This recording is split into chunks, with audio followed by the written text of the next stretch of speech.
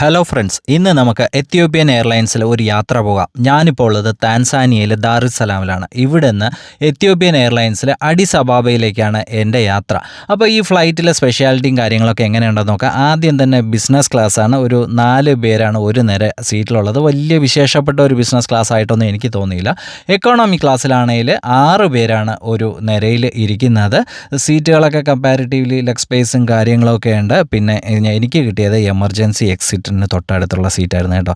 അതുകൊണ്ട് അവരുടെ കുറച്ച് ബ്രീഫിങ്ങും കാര്യങ്ങളൊക്കെ ഉണ്ടായിരുന്നു.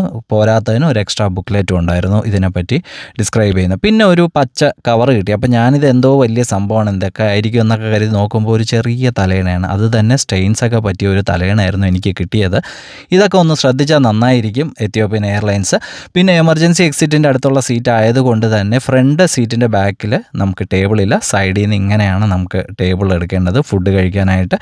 അപ്പോൾ ഒരു 3 മണിക്കൂർ ജേർണിയാണ് കേട്ടോ ഇതുള്ളത്. അങ്ങനെ കുറച്ച് കഴിഞ്ഞപ്പോഴത്തേക്ക് ഫുഡൊക്കെ വന്നു. ഫുഡ് കാണാനൊക്കെ നല്ല പ്രസൻറ്റേഷനൊക്കെ നല്ല രസമുണ്ടായിരുന്നു. ഒരു ബണ്ണും കുറച്ച് കടലയും ഒരു ഫ്രൂട്ട് സലാഡ് പോലത്തെ ഒരു സംഭവം, പിന്നെ ഒരു മെയിൻ കോഴ്സ് മീലുമാണ് ഉണ്ടായിരുന്നത്.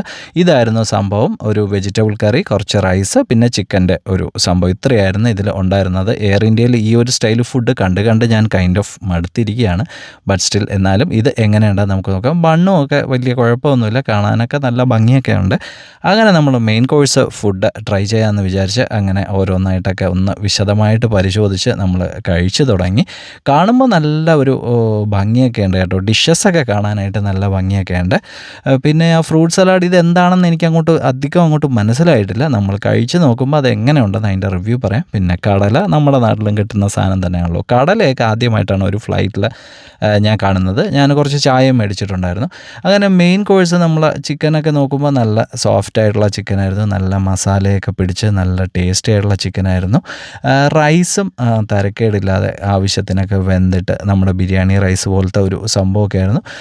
നല്ലൊരു മീലായിരുന്നു കേട്ടോ. ഞാൻ ആ ഒരു കോമ്പിനേഷൻ എനിക്ക് അത്ര ഇഷ്ടമല്ല എന്ന് പറഞ്ഞെങ്കിൽ നല്ലൊരു മീലായിരുന്നു. അതിനുശേഷം നമ്മൾ സോൾട്ട് ആൻഡ് പെപ്പറൊക്കെ കൂട്ടി കടല കഴിക്കാൻ തുടങ്ങി. കടല ഭയങ്കര ശോകമായിരുന്നു കേട്ടോ. അധികം വെന്തിട്ടൊന്നുമില്ലായിരുന്നു. അങ്ങനെ ഞാൻ കടല ഒരുപാട് കഴിച്ചില്ല. വിമാനത്തിന് പോകുമ്പോൾ ഭീഷണി വരണ്ട എന്ന് കരുതിയിട്ട് അടുത്ത ഫ്രൂട്ട് സലാഡാണെന്ന് നോക്കി. ഫ്രൂട്ട് സലാഡ് നോക്കുമ്പോൾ ഇതിൻ്റെ ഡേറ്റ് ഓഫ് മാനുഫാക്ചറിങ് 6/10/2025 പക്ഷേ ഇന്നത്തെ വാച്ചിൽ ഞാൻ സെറ്റ് ചെയ്ത് വെച്ചേക്കുന്ന ഇന്നത്തെ ഡേറ്റ് എന്ന് പറഞ്ഞാൽ 5/10. അപ്പോൾ പിന്നെ ഇവരെങ്ങനെ 6/10 മാനുഫാക്ചർ ചെയ്യണമെന്ന് എനിക്ക് മനസ്സിലായില്ല. എങ്കിലും ഞാൻ അതും ഫുള്ളായിട്ട് അങ്ങ് കഴിച്ചു തീർത്തു. കറക്റ്റ് സമയത്ത് തന്നെ നമ്മൾ എത്യോപ്യയിലെ അഡിസ് അബാബയിൽ ലാൻഡ് ചെയ്തു. ഒരു കൊച്ചു എയർപോർട്ടാണ്, നല്ലൊരു എയർപോർട്ടാണ്. ഇവിടുന്ന് നമുക്ക് അടുത്ത ജേർണി മുംബൈയിലേക്കാണ്.